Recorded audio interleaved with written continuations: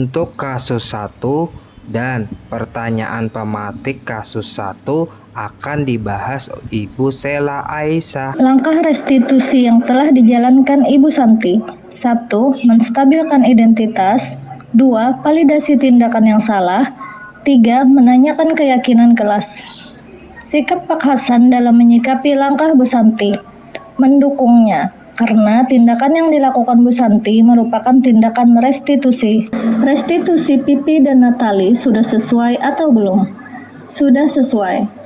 Langkah-langkahnya, menambah keyakinan kelas dengan diskusi kelompok tentang sikap saling menghormati. Posisi yang diambil Ibu Eni dalam menangani Pipi dan Natali, posisinya sebagai teman, dapat dilihat pada kalimat Ibu Eni.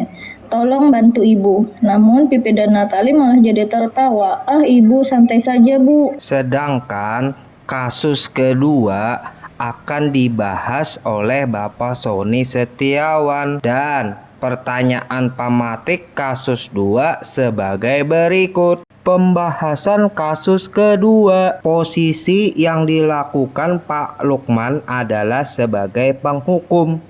Indikasinya adalah 1. Memberikan hukuman kepada Sabrina. 2. Peserta didik ada perasaan tersakiti dan malu sehingga hanya berdiam diri saja di dalam kelas. Pertanyaan seorang manajer kepada Sabrina berupa 1. Mendengarkan dan menilai penjelasan Sabrina. Bentuk pertanyaan, Sabrina, bisa Anda ceritakan lebih lanjut tentang mengapa Anda terburu-buru dan mengenakan sepatu yang salah hari ini?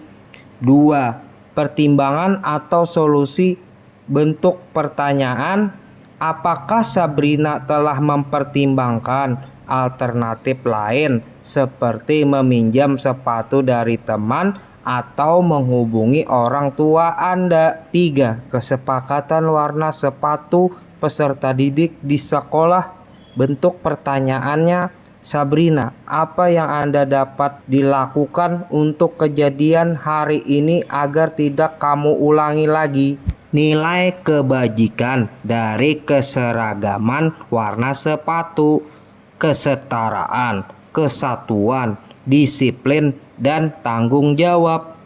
Sikap Pak Lukman terkait hal tersebut mempertimbangkan konteks keadaan peserta didik, pengarahan dengan komunikasi yang sesuai dengan peserta didik dalam strategi restitusi agar anak menjadi disiplin. Untuk kasus ketiga akan dibahas oleh Pak Sutrisno. Berikut ini pembahasan pematik kasus ketiga. Yang harus dilakukan Ibu Dani menurut pemikiran saya, pertama, menanyakan penyebab masalah kenapa Fajar seperti kurang perhatian bahkan tidak semangat belajar.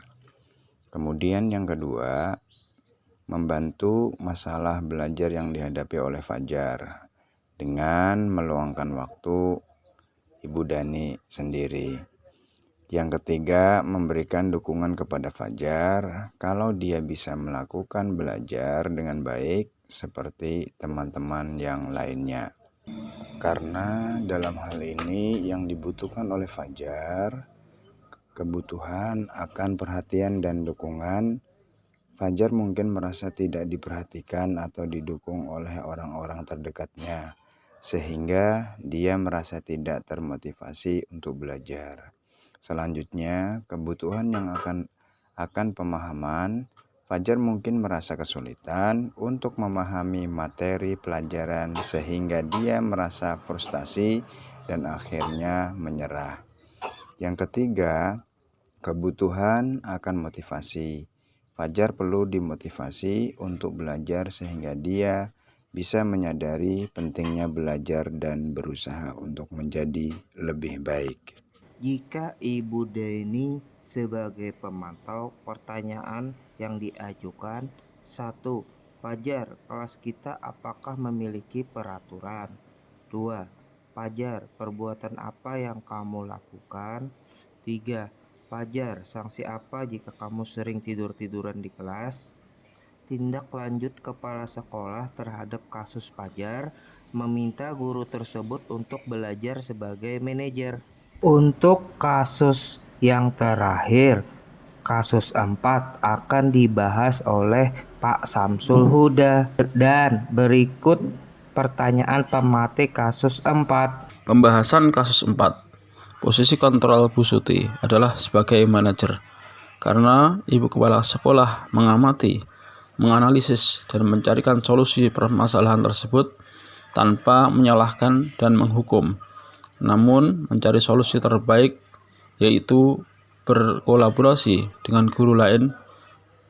Di sini adalah Pak Irfan, guru tata busana, untuk mengajarkan keterampilan menjahit yang menjadikan pengalaman kedua belah pihak atau sebagai restitusi. Bagaimana Dino dan Anto dikuatkan oleh Ibu Suti?